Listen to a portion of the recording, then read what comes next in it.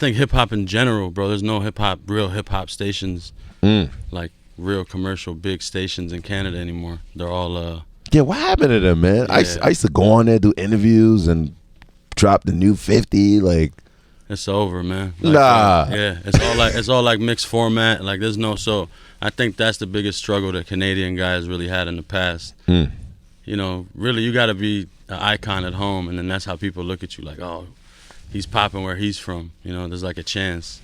And I think if it's like, you know, the opportunities aren't there for a lot of people. They just were kind of like neighborhood icons. You know what I mean? It never broke bigger than that because the radio wouldn't support it. You know? You've been out there like years, man. And the fact that you somehow found your way to Jay-Z, like, and signed under Roc Nation, like, I don't know. I respect Jay-Z even more now for him to be aware of everything now. Like, I think he's like the all-seeing eye. Like, how was it to fucking connect with this dude, man?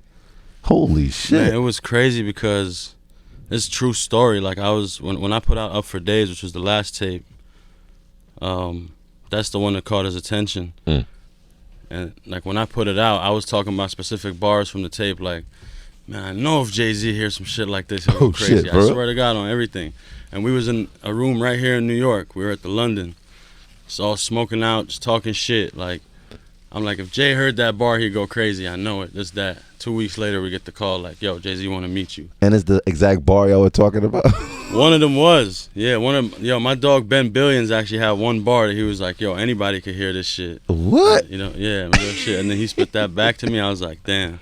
It's really destiny, man. The stars align, you know. Oh my God, man! Like being in front of, I mean, everybody got their own experience. What's your experience dealing with Jay? Did you feel the business? Did you feel like, holy shit, I made it, or what did you? I think it was the opposite. It was like such like a, it's like how me organic and you sitting vibe, here yeah. having a conversation. It's not really an interview. You know what I mean? Like, I feel like that's how it was with me and Hov. Like, he never brought up the business one time in the first conversation we ever had. He was never like, yo, this is what I could do for you. You know, these are the budgets. None of that. We had a life conversation.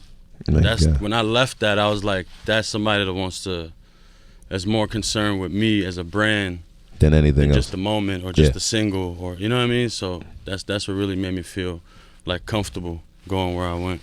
Did he hear about that Jaguar you had on your fucking video set, man? No, I didn't go near the Jaguar. The Jaguar was too crazy. The Tiger almost got me though. The Tiger was like Shere Khan.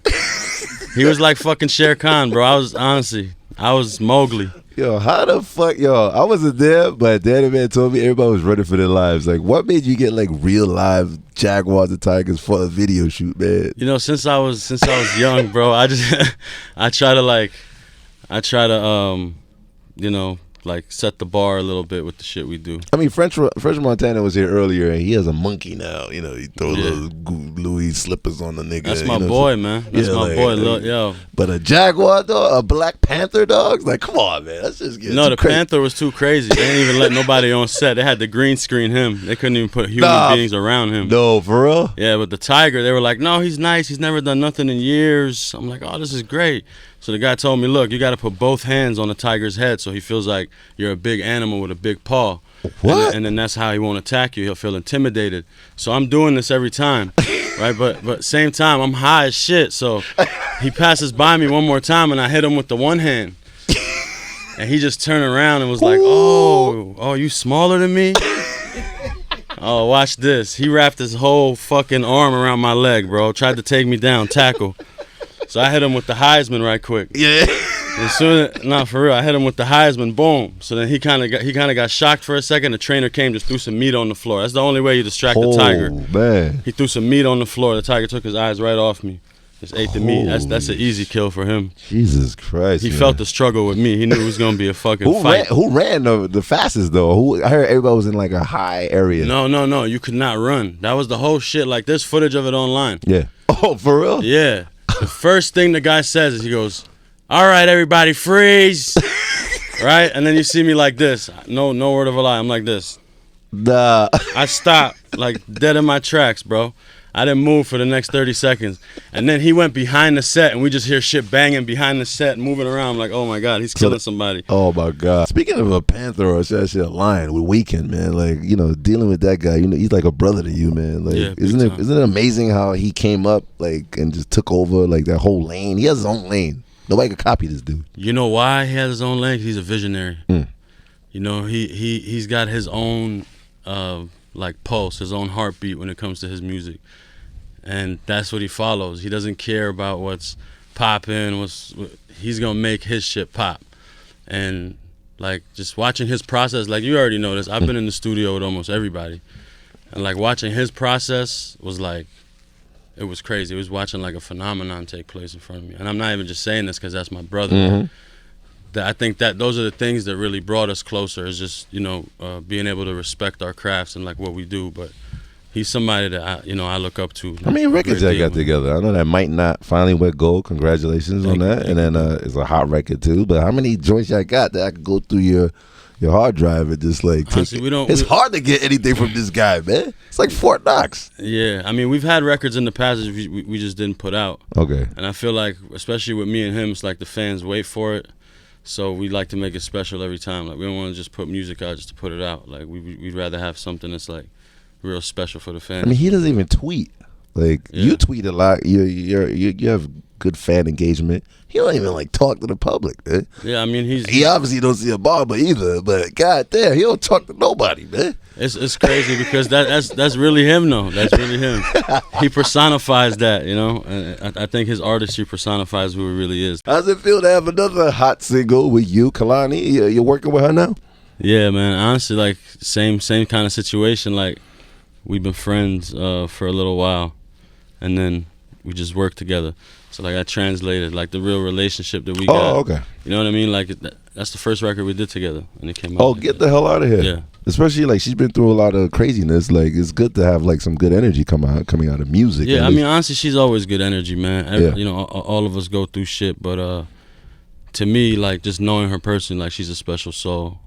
You know what I mean? That's what I can say. And of course, you know this the Kimmel thing, man. Like Trump was really over there. Like I mean, I was away. Like I just came back from like Europe, so you got to put me up to speed. So yeah. what was that about? He was. I mean, I know you're not fond of the Donald Trump policies out there. The first, like you know how they tease it like a few weeks before.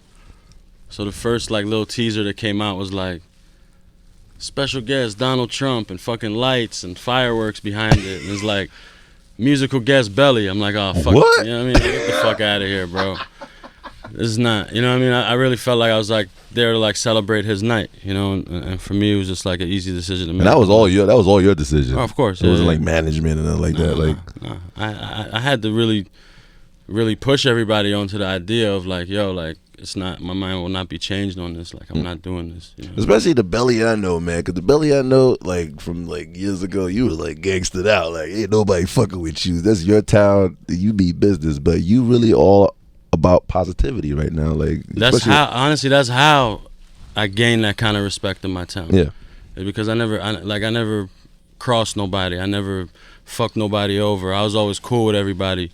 And you know, like people feel real energy from people. You know what I mean? Certain people you try because you feel it, and certain people you don't try because you feel it. You know, and I think that's what it came from. I was never like on some intimidation tactics out there. Like you seen what it was.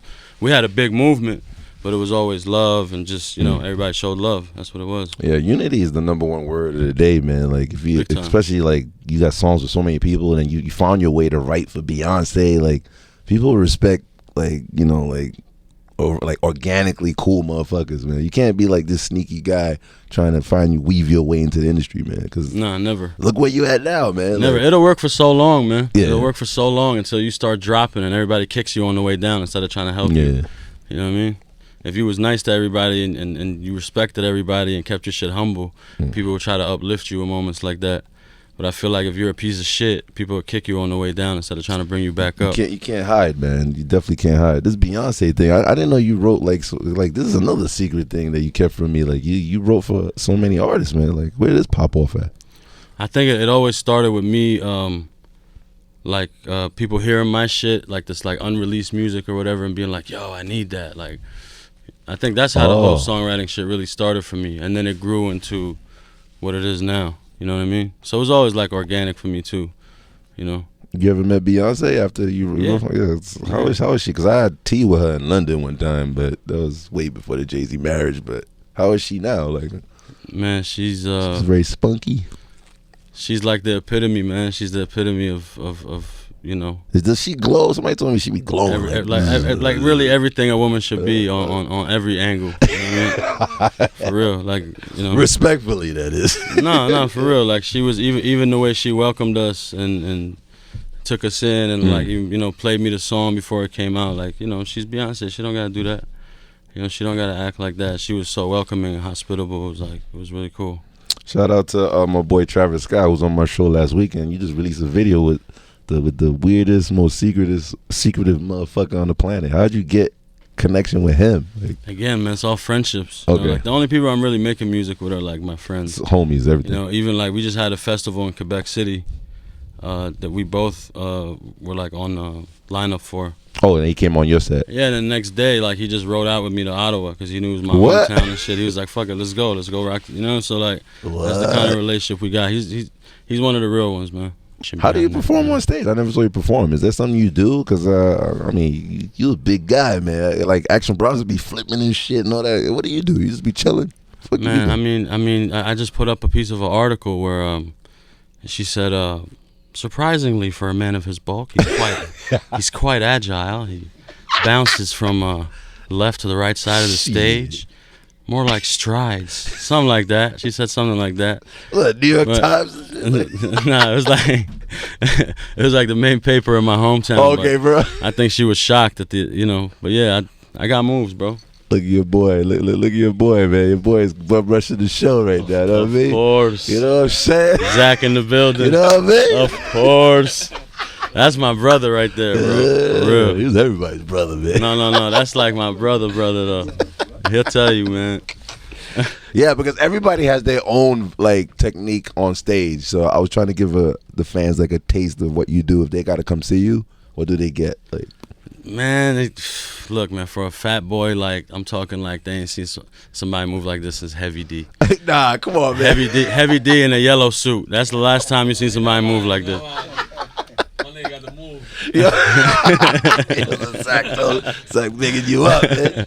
Yo, give us a historical background on Belly. Like, where'd you get that from? I don't know if anybody ever asked you that, but you never told me either. Like, honestly, man, I think it's like lost in translation now. Okay. Like, I know, obviously physical attribute. Yeah. You know what I mean? And the word rebellious and being derived from that.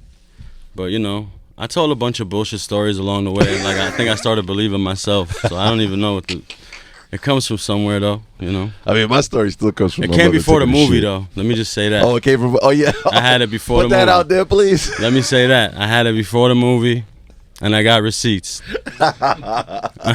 At least your mother didn't take a shit and scream, "Whoo!" That's how I got my shit. You know what I'm saying? That big Haitian mother ass shitting everywhere. You know what I'm saying? That Haitian ass is serious, right? You should know. Yeah.